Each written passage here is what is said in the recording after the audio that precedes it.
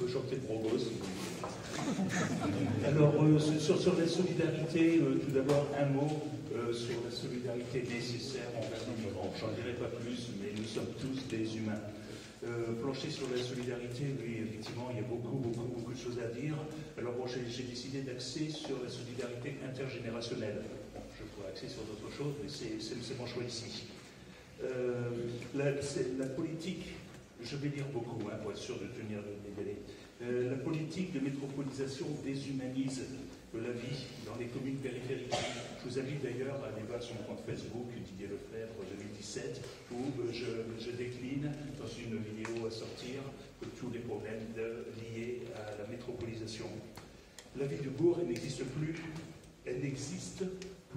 que grâce à des efforts très forts, mais coûteux, des équipes municipales. Il faut ici saluer la vitalité de certaines communes, qui est vraiment 5+, mais je suis martien et à Saint-Marc, il se passe aussi des choses. Il faut le dire.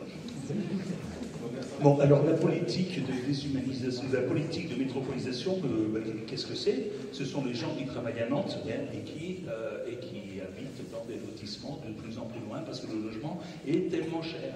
Alors on fait aussi ses courses dans l'hypermarché entre Nantes et puis chez soi. Donc, en plus, ça détruit des emplois locaux. Et la métropolisation détruit aussi les terres agricoles. L'urbanisation, la création de lotissements détruit les terres agricoles, ne l'oublions pas.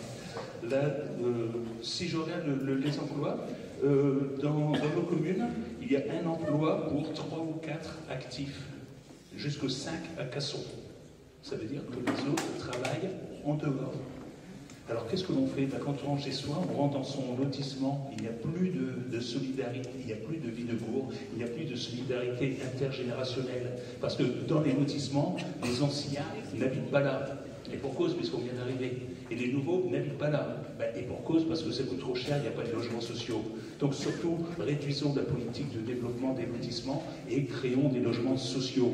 Et pour cela, il faudrait qu'il y ait des outils locaux pour aider les logements sociaux à créer des logements sociaux dans les centres-villes. Moins de 7% de logements sociaux dans toutes les communes, hormis les 3 ou 4 soirées. Moins de 7% de logements sociaux, on peut créer des logements sociaux dans les cœurs de ville, dans les cœurs de bourg, dans lesquels les jeunes s'installent, dans lesquels le troisième âge ou après le âge, on pourra s'installer parce que c'est l'époque où on n'a pas d'argent.